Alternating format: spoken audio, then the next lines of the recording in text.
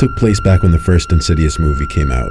My friend Charlie and I went to see the 10 p.m. screening of it at one of our local movie theaters.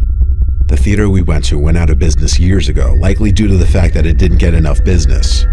I say that because every time we went there, the theater was completely dead, aside from maybe 3 or 4 other people at most.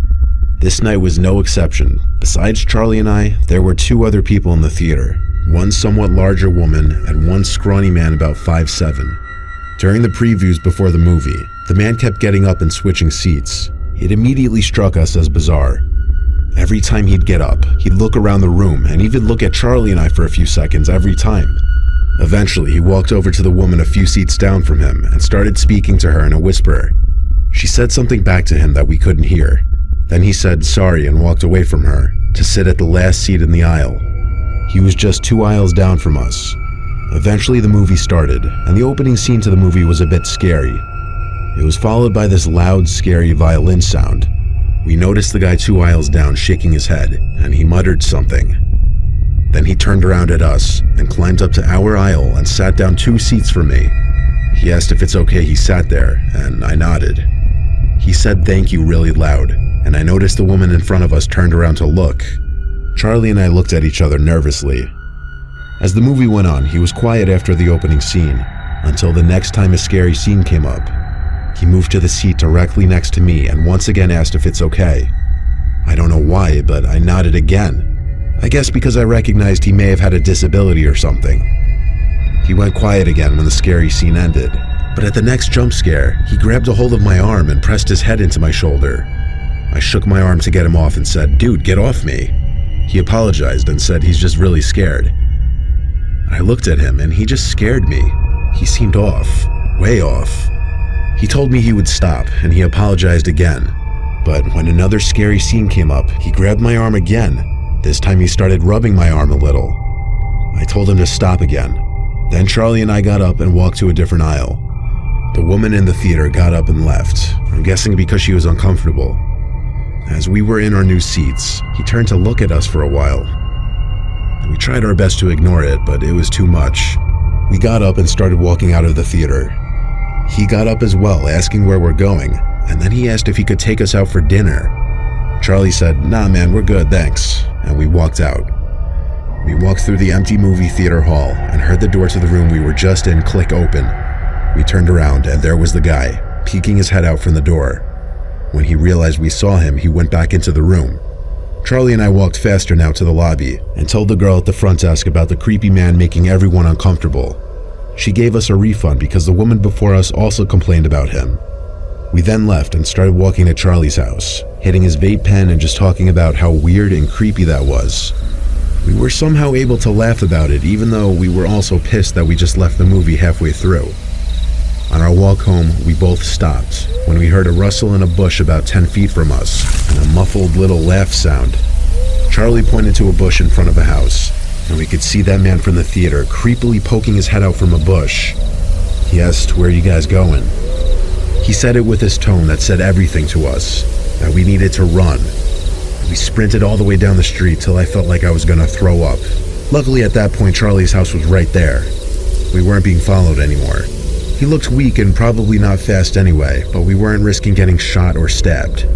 Something was very off about that man. Maybe he was drugged out, or maybe he belonged in a mental hospital. I'm glad we decided to run.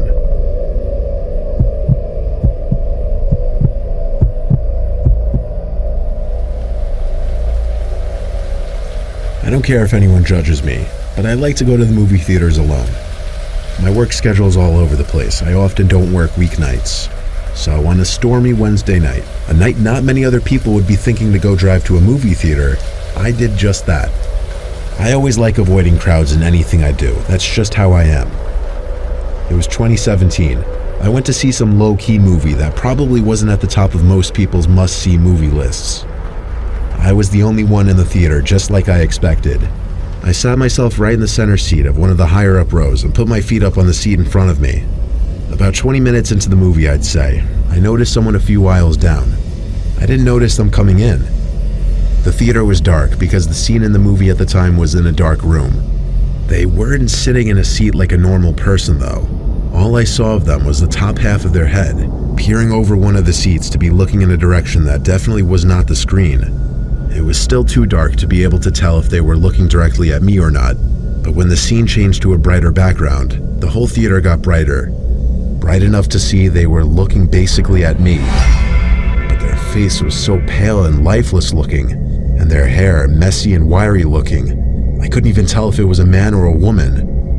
I'm an introvert, or just an awkward person, so I didn't really want to ask if there was something wrong. I viewed that as confrontation.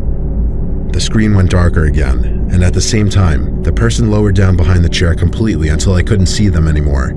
They were completely hidden from my view. I couldn't concentrate on the movie now, though. I was actually very uncomfortable. Actually quite terrified. I didn't get up, though. I stayed put in my seat. Many scenes in the movie passed. I almost forgot about what happened. Almost.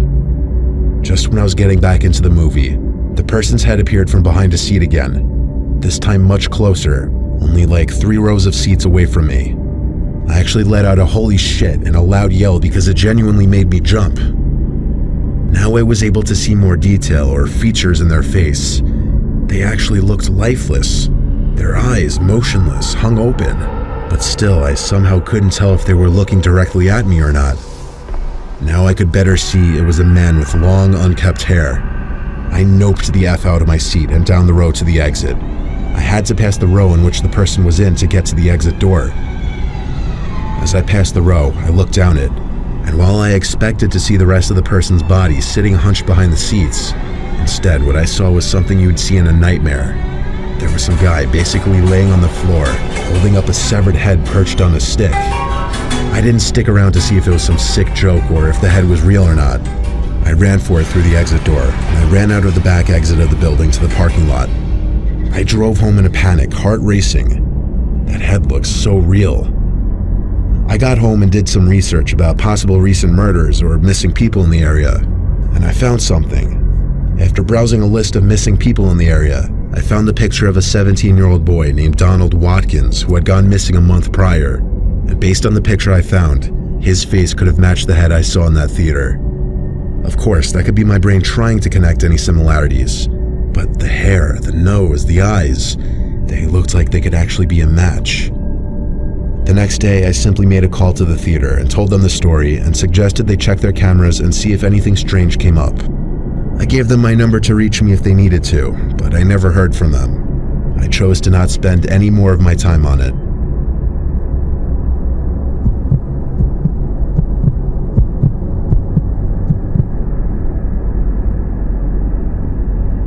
I worked at a movie theater in Cobb County, Georgia called the Regal at Estelle. It was a very relaxed atmosphere because it's a quiet town and a quiet movie theater usually. Some weekends it would be busy, especially for big blockbuster movies. This happened on a slow night. I was working the graveyard shift. The theater was doing a midnight screening for some underground scary movie that no one really cared about. A few people actually paid to go see it. Obviously this meant I'd have to stay till the movie was over so I could clean and close up. Past midnight, the theater was always basically dead. The phone at the front ticket desk was ringing, so I went from the concession counter to the front desk to answer it. After saying hello twice, some creepy, distant-sounding voice asked me what time we're open till. By distant, I mean I actually felt like he was whispering into the phone, or like his face was 2 feet away from the phone. When I told him the midnight screening ended around 2 a.m., he said, "I'll see you soon." I opened my mouth and went, but I didn't actually know what to say. He hung up. I didn't like the sound of that, "I'll see you soon." I went back to the concession counter to just scroll on Instagram and other time waster apps on my phone. Then the phone rang again. I didn't want to answer it because I somehow knew it would be that guy again. No one calls a movie theater that late. Still, I went to answer it.